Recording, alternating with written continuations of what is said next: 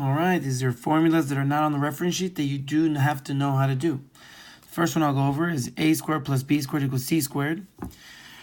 C is always opposite the right side, so the right angle. So the right angle is always pointing at C.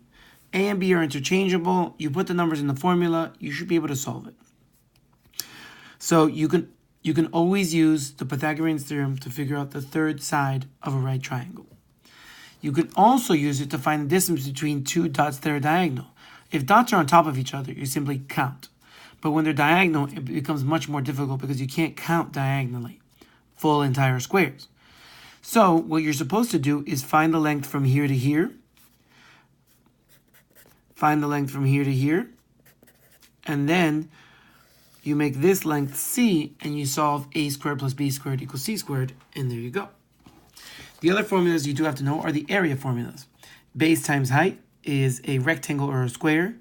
A triangle is base times height divided by 2, because any rectangle, when cut in half, makes a triangle. So that's why it's base times height divided by 2. This trapezoid is base times height divided by 2, or base 1 plus base 2 divided by 2, because you're finding the average of the top one and the bottom one.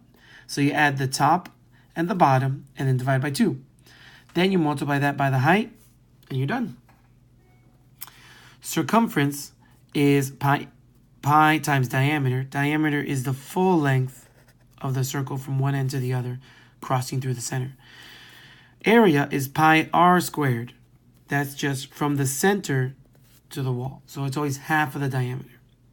Circumference uses diameter. Area uses radius. Okay? The big word uses the big word, which is the long length. The short word uses the shorter length, which is the smaller word, radius. Very easy ways to remember those. Volume is length times width times height.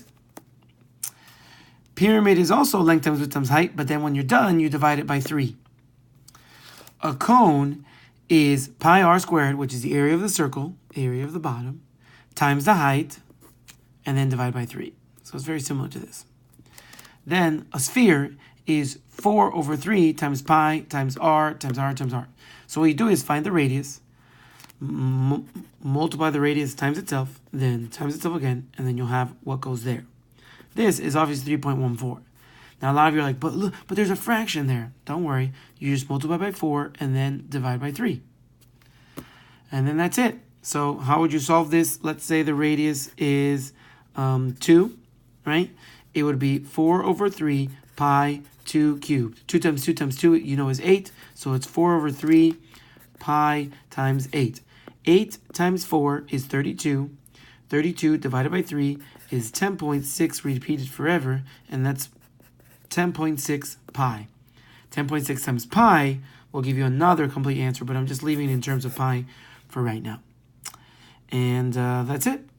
I hope you guys got this. This is a quick one. You can review this a couple times. You have to know all of these formulas prior to the test. All right, good luck.